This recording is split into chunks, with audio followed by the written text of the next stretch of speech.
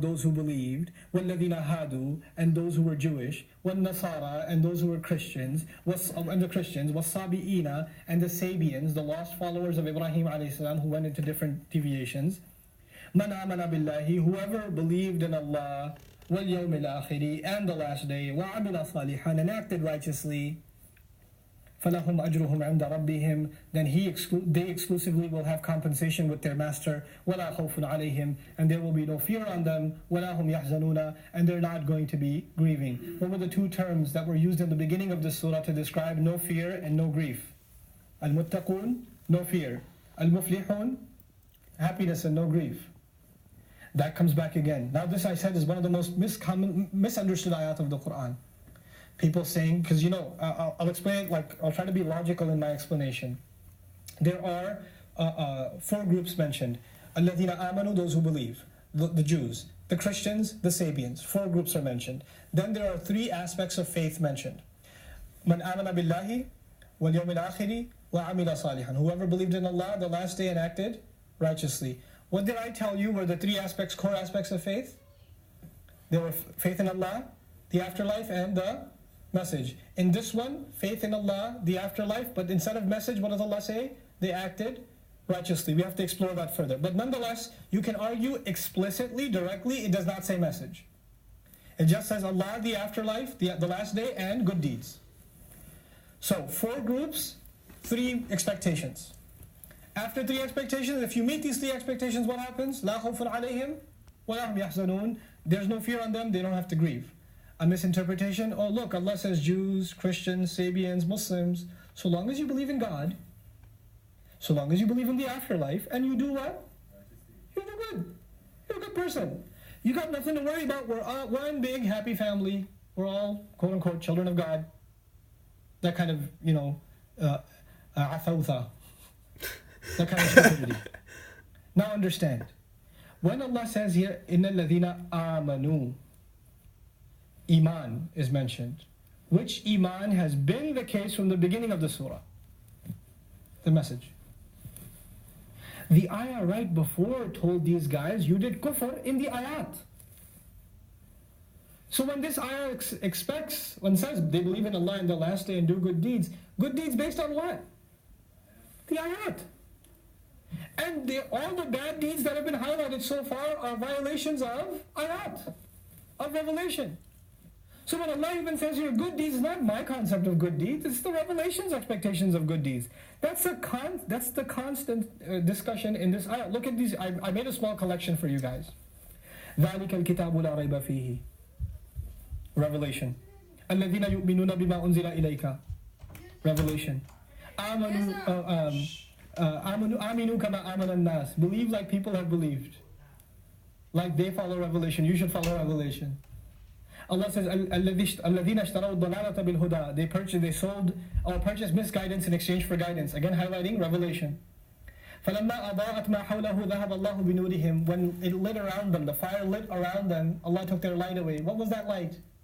Revelation. إِن كُنْتُمْ فِي رَيْبٍ مِّمَّا نَزَّلْنَا عَلَىٰ عَبْدِنَا, if you're in any doubt about what we have sent down upon our slave, revelation. Then at the end of that challenge, فَاتَّقُوا النَّارَ الَّتِي وَقُودُهَا النَّاسُ وَالْحِجَارَةُ أُعِدَّتْ لِلْكَافِرِينَ. You don't believe in this revelation, you have doubt about it, you would be a kafir. وَأَمَّا الَّذِينَ آمَنُوا فَيَعْلَمُونَ أَنَّهُ الْحَقُّ مِنْ رَبِّهِمْ. As for those who really have faith, they know examples are truths from their master. Again, revelation. يُضِلُّ بِهِ كَثِيرًا وَيَهْدِي بِهِ كَثِيرًا. He misguides many with it and guides many with it. With what? Revelation. وَإِمَّا يَأْتِيَنَّكُمْ مِنِّي هُدًى, Adam alayhi salam, if whenever guidance comes to you from me, what comes to you? Revelation comes to you from me. أَوْفُوا بِعَهْدِي. Israelites are told, fulfill my promise, I'll fulfill my promise to you. Promise made where? In Revelation. It goes, آمِنُوا بِمَا أَنزَلْتُ. Right before Bani Israel, we started talking to Bani Israel, believe, not just believe in Allah, believe in the last day, believe in what I've sent down, confirming what you already have, and don't be disbelievers.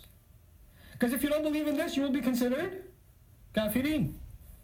And then he says, وَإِذْ قَالَ مُوسَى لِقَوْمِهِ إِنَّ اللَّهَ يَأْمُرُكُمْ أَن تَذْبَحُوا بَقَرَةً. Musa says, Allah has commanded you. Actually, إِنَّكُمْ ظَلَمْتُمْ أَنفُسَكُمْ بِاتِّخَاذِكُمُ الْعِجْلِ. You've wronged yourself by worshipping the calf. And revelation will tell you how to be believers again. How to make tawbah again. The ayah right before, وَكَانُوا يَكْفُرُونَ بِآيَاتِ اللَّهِ. Everything is highlighted revelation. So if someone has the audacity to claim that this ayah undermines the necessity of prophets and revelation, and you could just be good, believe in Allah and the last day and do some good deeds and you're fine, then this is the, talk about taking something, ripping it out of its context. It's just tearing it out of its context. It's so unfair to the ayah. And even the ayah right after is about revelation.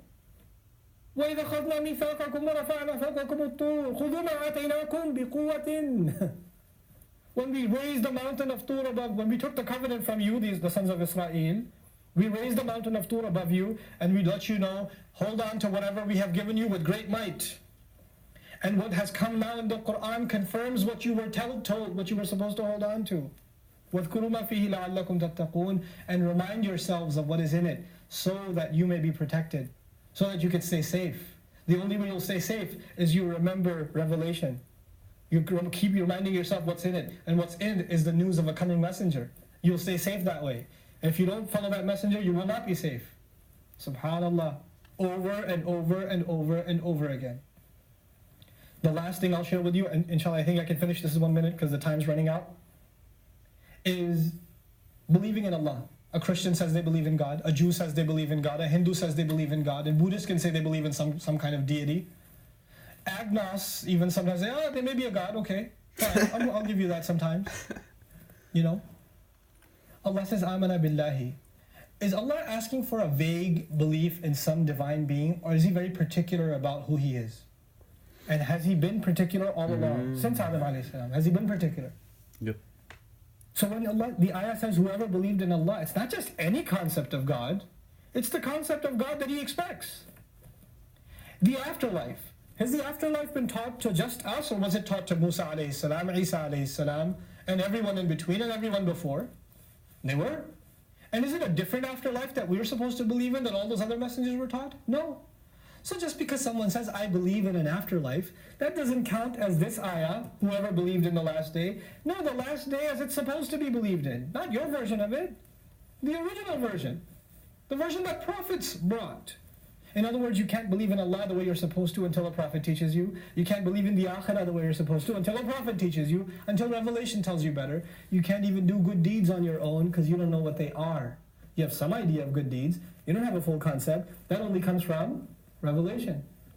So even if you look at the ayah by itself, you can't ignore the necessity of consulting revelation. So the ayah is saying whether they were Jews in the past or Christians in the past or Sabians in the past, so long as they did these three things the way they were supposed to, they were safe.